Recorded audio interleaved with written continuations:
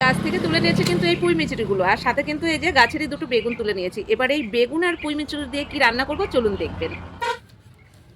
মিচুরিগুলো প্রথমেই আমি কেটে নেব। পুঁই মিচুরিগুলো কিন্তু আজকে আমি মাছের তেল দিয়ে করবো। এই কথাটা আপনাদের সাথে তো বলাই হলো না, মাছের তেল দিয়ে না মিচুরি খেতে খুব ভালো লাগে। আগে তো অনেকবার বেগুন দিয়ে করেছি, আলু দিয়েও করেছি, কিন্তু এই মিচুরি দিয়ে আমি মাঝে মাঝেই করে থাকি, তাই ভাবলাম আজকে এটা একটু আপনাদের সাথেও শেয়ার করি।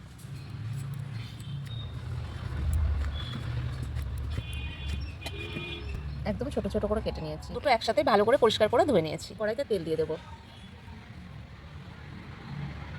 এবার কিন্তু এই মিচুরি আর বেগুনটা একসাথে করে একটু ভেজে নেব।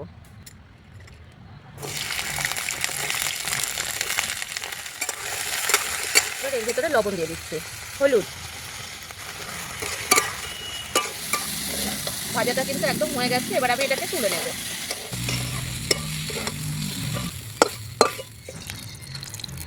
ফোড়নে কালো জিরে, পেঁয়াজ কুচি, কেটে রাখা লঙ্কা। আগে থেকে পেঁয়াজ আর লঙ্কাটা আমি কেটে রেখেছিলাম।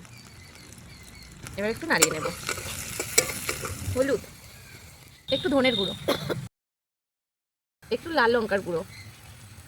এবার একটু নেড়ে নেব। তেলটাতে আমি আগে থাকতেই হলুদ আর লবণ একটু মাখিয়ে রেখেছিলাম, যেহেতু রান্নাটা সকালের ছিল। মাছের তেলটাও কড়াইতে দিয়ে দিচ্ছি।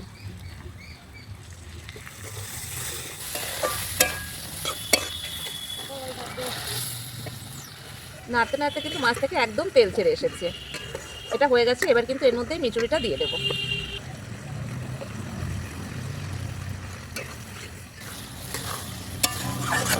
আমি একটু চিনি দিচ্ছি, কারণ যদি তেতো ভাব থাকে তাহলে সেটা কেটে যাবে চিনিতে।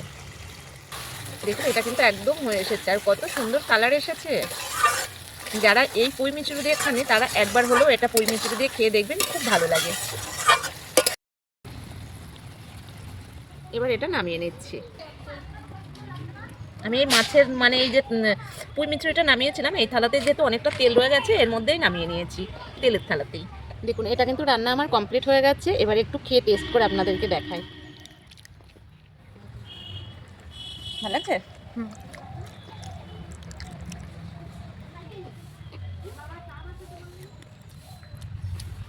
সত্যি খুব টেস্টি হয়েছে।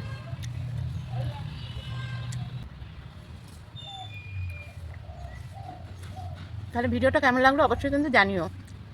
আর যদি আমার ভিডিও ভালো লেগে থাকে তাহলে আমার চ্যানেলটাকে একটু সাবস্ক্রাইব করে বন্ধুরা পাশে থেকো। দেখা হবে আবার পরের ভিডিওতে।